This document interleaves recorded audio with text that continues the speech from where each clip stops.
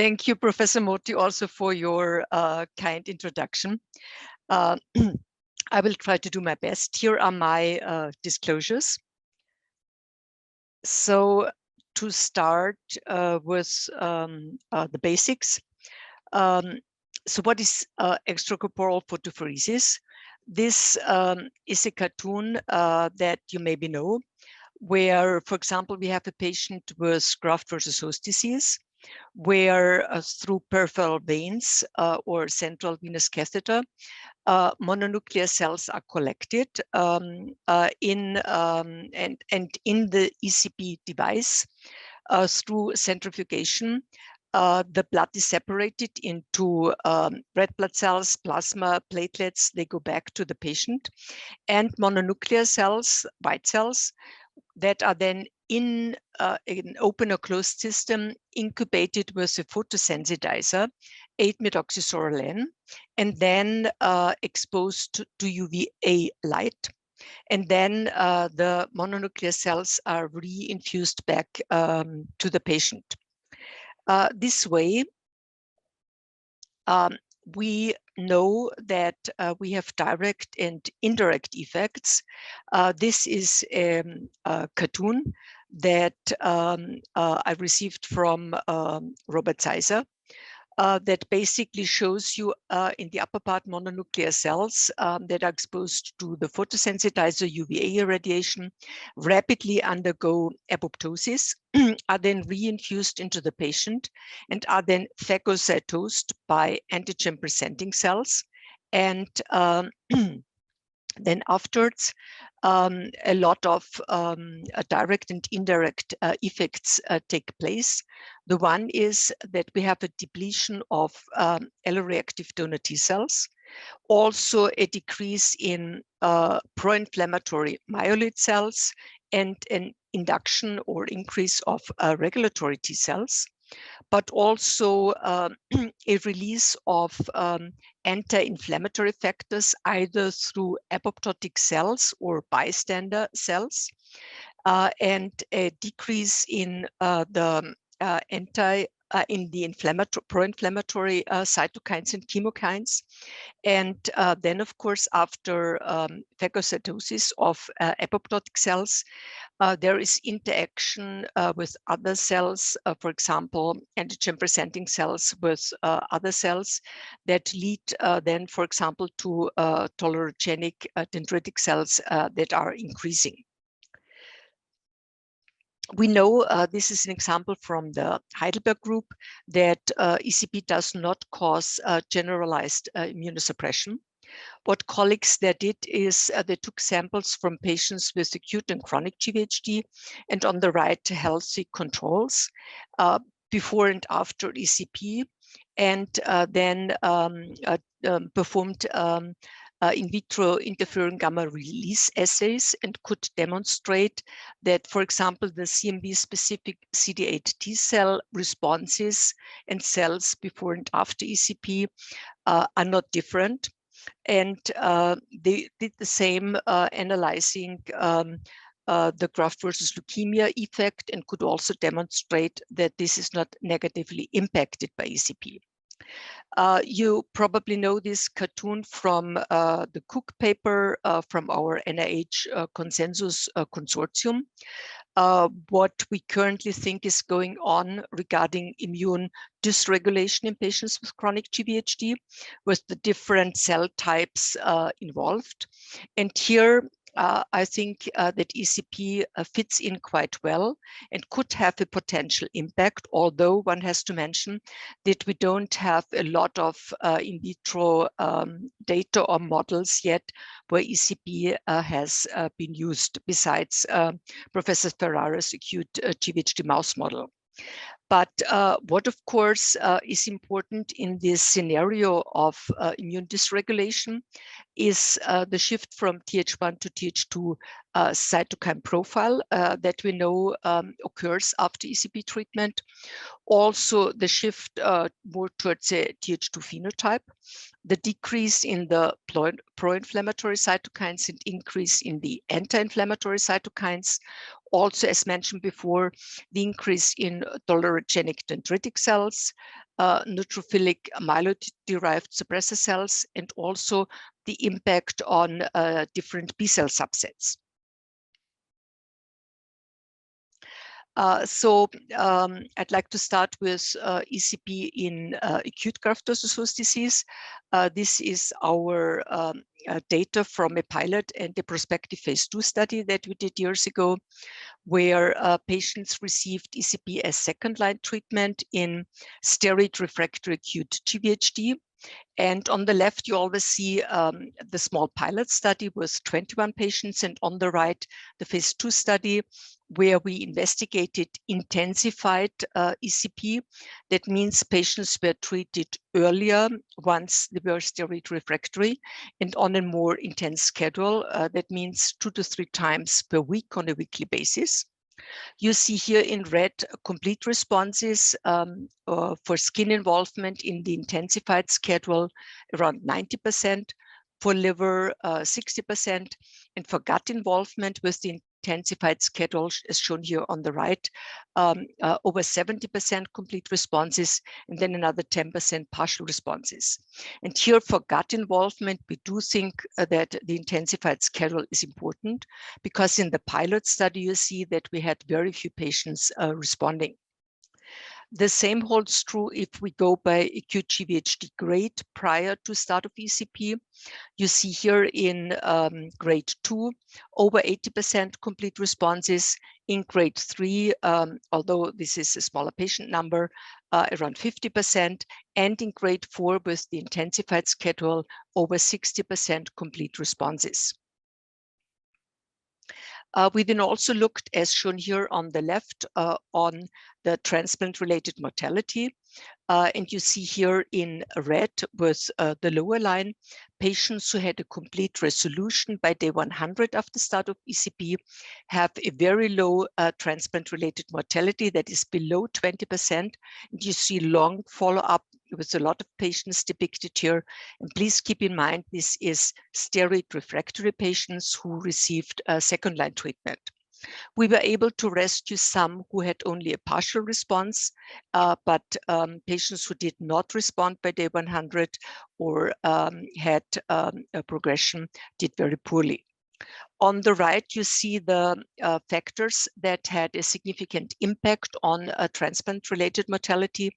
To the right, significantly higher transplant-related mortality was observed in patients who had a higher grade of GvHD during both first-line treatment and at start of ECP, who had more organs involved at start of ECP, but most importantly, as shown here at the end, who did not have a complete resolution of GvHD 3 months after start of ECP. And significantly lower transplant-related mortality, that goes here to the left, was observed in patients who had by after 4 weeks steroid dose below 1 milligram per kilogram, and by 8 weeks below 0.5 milligram per kilogram.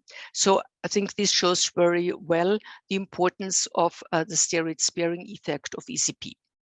This is a larger patient number that we followed, almost 100 patients, and with long follow-up. And you see here on top the red line, patients who had a complete resolution by day 100 to ECP have an excellent survival, long-term over 80%, compared to partial responders with 30% and no responders where we could rescue around 20%.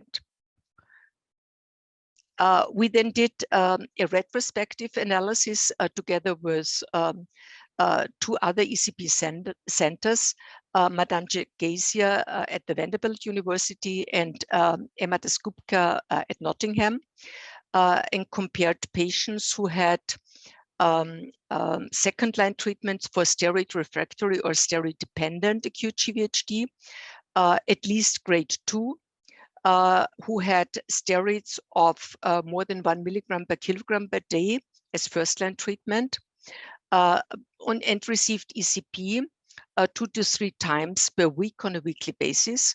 And these patients were compared with the patient cohort from Professor Saussier at Saint-Louis in Paris, who received either ipilimumab for skin involvement or etanercept for gut or liver involvement. And you see here on the right, the black bar, you see on the left the results to ECP, and on the right to the anticytokine treatment. The black bar is always before start of treatment and the light gray afterwards.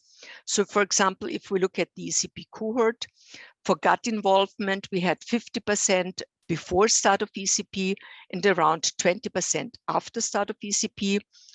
Grade 3 to 4 acute GvHD, around 50%, and after ECP, around 30%. More than 2 organs involved, around 60% before, and here around 30% afterwards.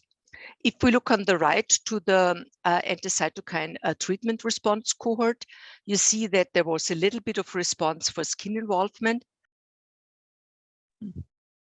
There was a progression in liver involvement, almost no response in gut involvement, grade 3 to 4 increased, and there was no change in patients who had 2 or more organs involved.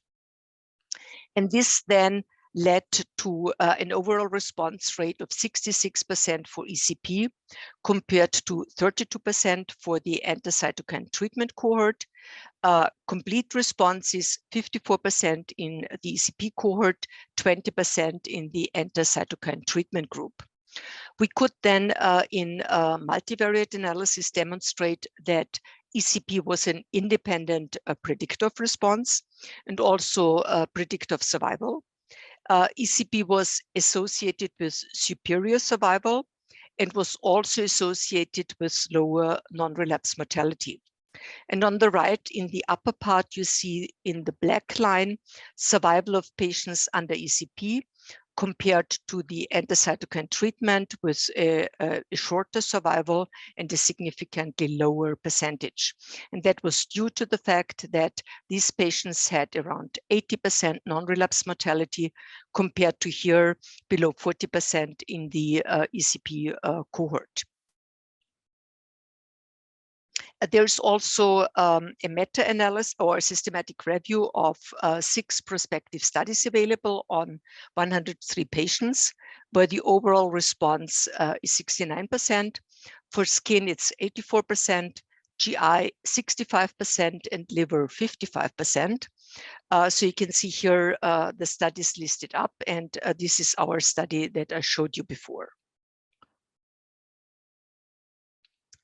What I also was quite pleased to see was a How I Treat article of steroid-refractory acute GvHD published 2 years ago from Paul Martin, where he took a very critical look at the studies published during the last 10 years to see which therapies were associated with better outcome. What you can see under A was that patients who were older had a significantly lower 6 months overall survival across all prospective and retrospective studies.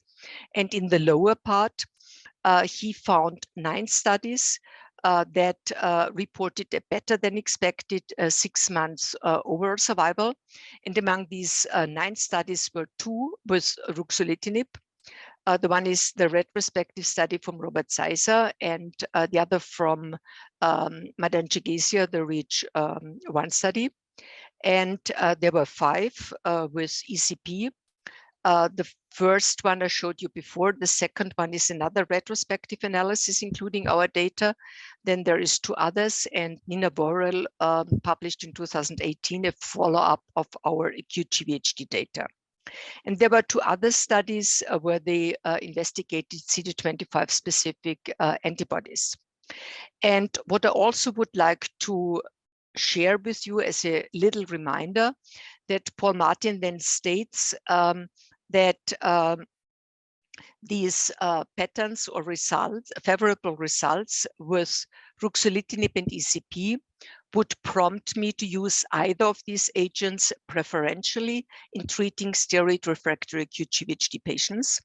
For patients with active infection or severe neutropenia or thrombocytopenia, I would use ECP rather than ruxolitinib. And that's what Paul Martin stated there.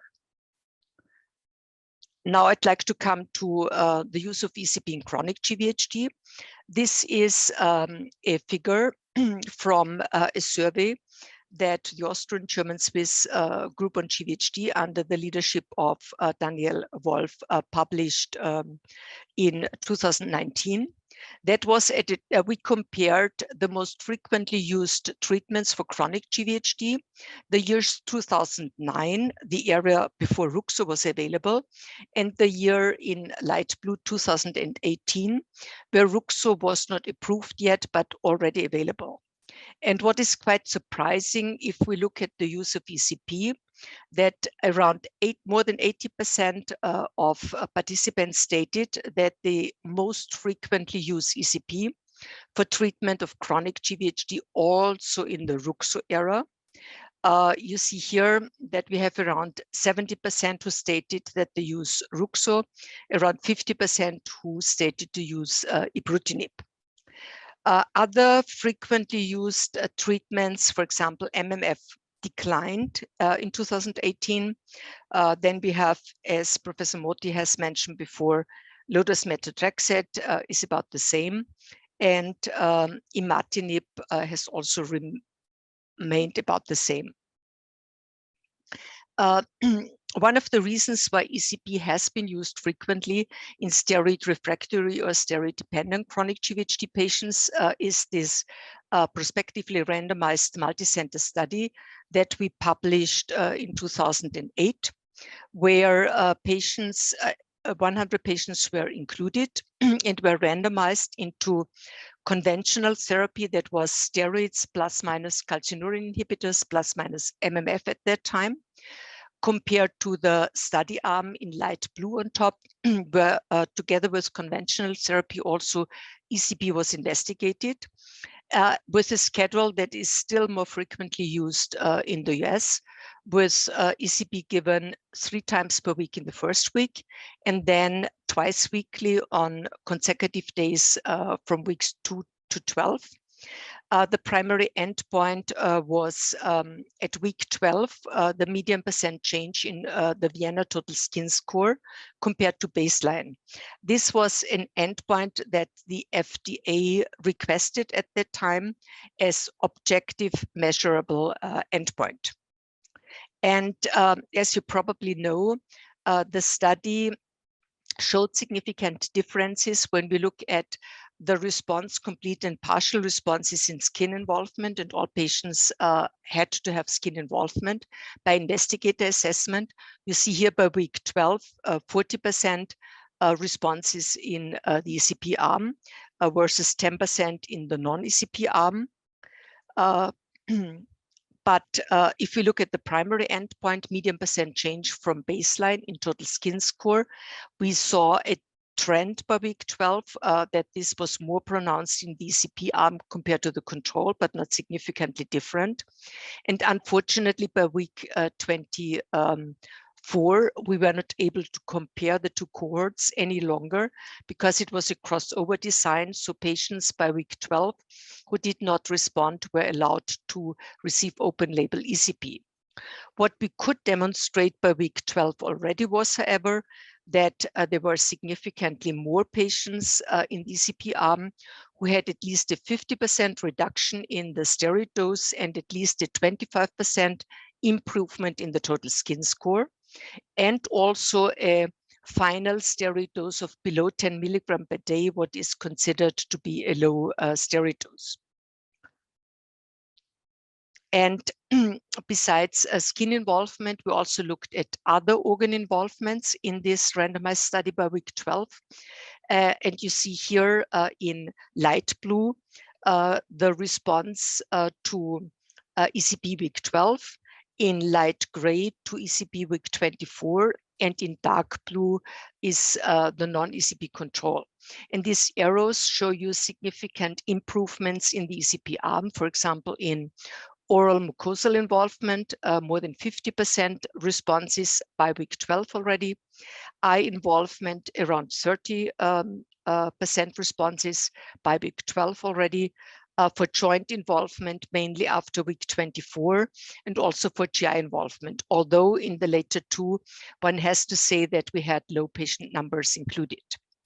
And this is data from the follow-up prospective study, where patients who did not, in the randomized study in the control arm, who did not respond by week 12, were allowed to cross over to open label ECP.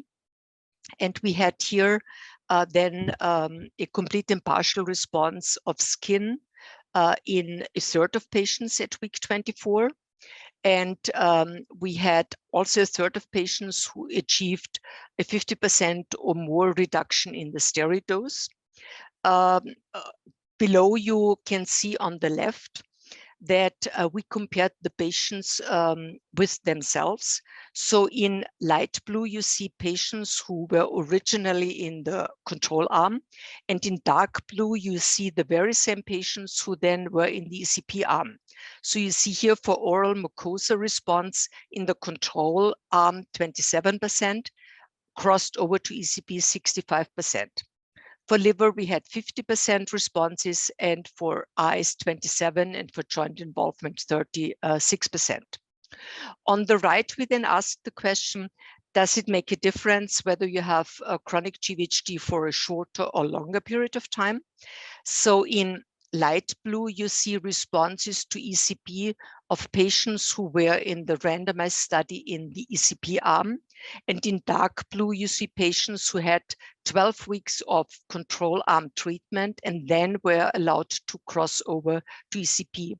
The thing you can see very well with regard to oral mucosa, liver, ocular, and joint involvement, that despite the fact that patients had a longer duration of chronic GvHD, they responded very well to ECP. This is a meta-analysis that was published a couple of years ago with a lot of studies with different patient numbers. You can see here the that the overall response rate is 57%, is 68%, sorry. And if we then look at the complete response rate from another meta-analysis, where our first studies also included, you can see here that we have a total of 29% complete responses overall.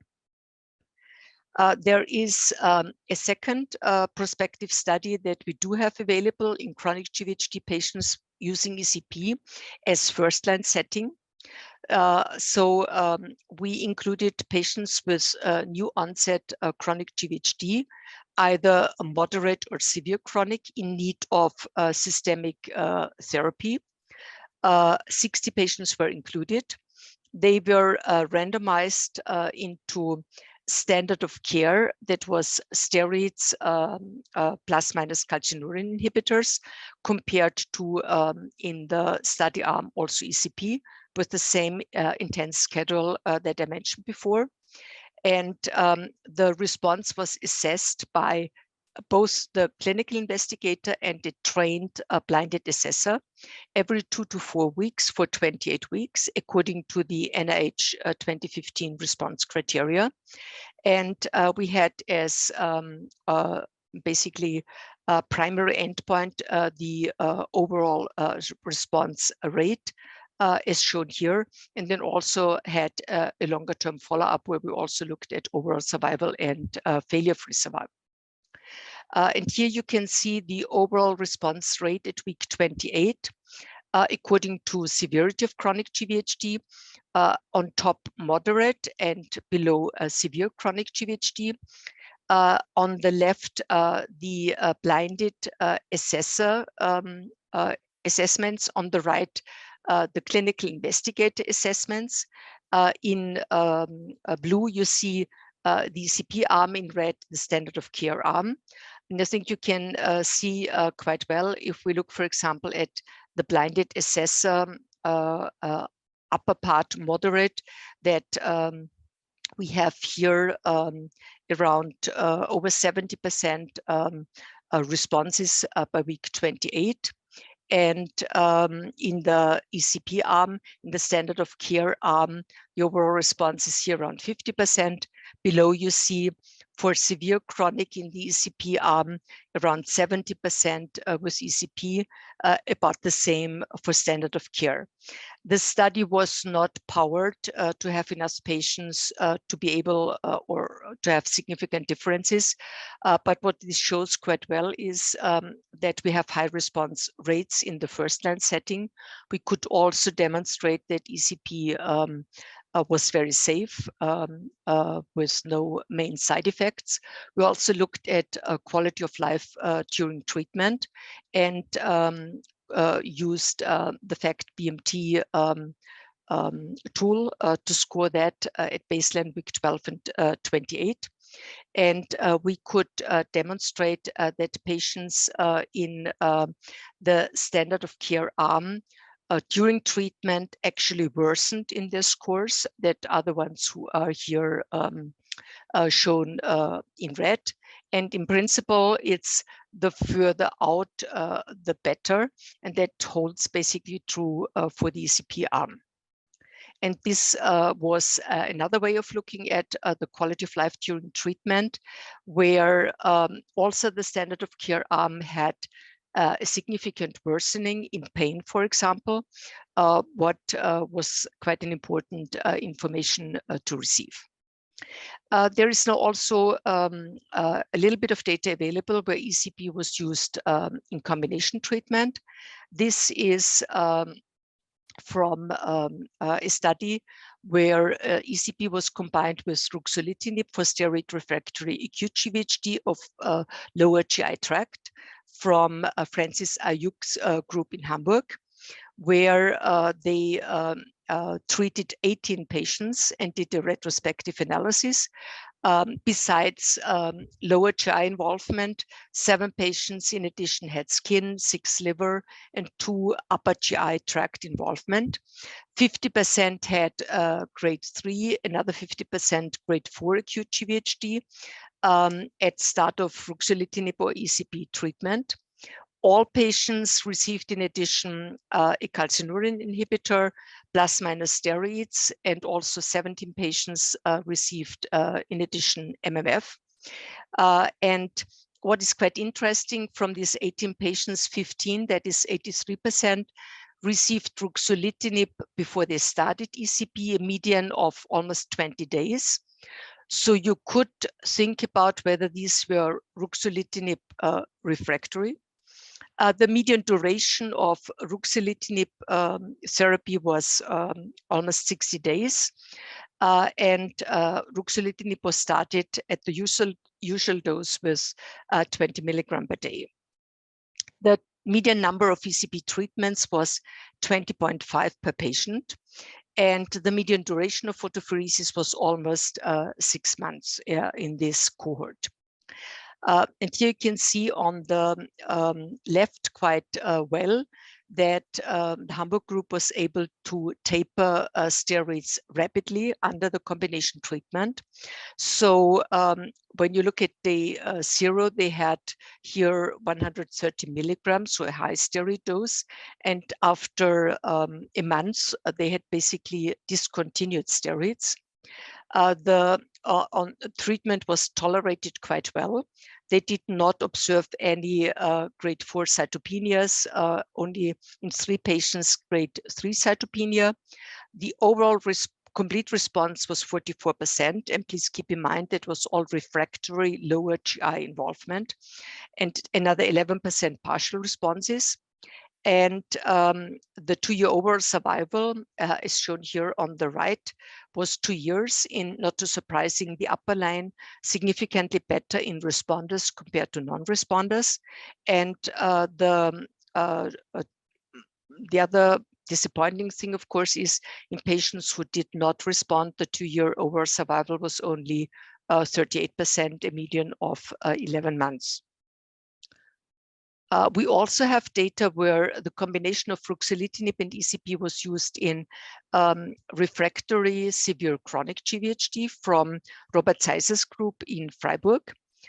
They treated patients who had a total of 23 patients. 87% had more than one organ involved by chronic GvHD. 78% had skin involvement, 61% liver, 57% GI involvement, about half eye involvement, 35% lung. And more than 50% of patients had severe chronic GvHD according to the NIH definition. And 91% were beyond second-line treatments, also long-lasting chronic GvHD heavily pretreated. Ruxo was studied at the usual dose. And here it's a little different. So we have about a third of patients where Ruxo was studied first. We have a median of 15 months of ruxolitinib before the combination treatment was started.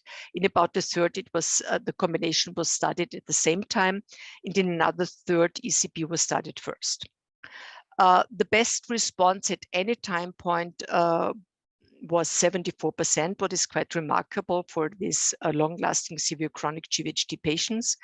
The 2-year overall survival is 75%. You can see here in complete response is 9%, not too surprising for this cohort. 65% partial responses and 26% unfortunately did not respond. High response rates were reported in GI involvement, 44% in skin, 21% in liver, 13% in lung, and 20% in eye involvement. Also here, more than 2/3 of patients could reduce their steroid dose. And the group also demonstrated quite nicely that under especially the combination treatment, the IL-2 receptor levels declined very well, first under Ruxo alone, but then even further or more pronounced with combination treatment. And we have another combination treatment that has been published, as Professor Moti has mentioned before, where ECP was investigated by John Corrett's group together with IL-2 in steroid-refractory chronic GvHD patients. The protocol was that ECP was started first alone for 8 weeks, and then low-dose IL-2 was added for another 8 weeks. Patients or the responses were partial responses of 29% at week 8, and then higher 62% at 16 weeks of treatment. This doesn't necessarily mean that the responses improved just because IL-2 was added. Because remember, if it's severe long-lasting chronic GvHD, it might well be the case that patients needed a longer duration of ECP. There were only 1 anemia and 2 severe infections reported.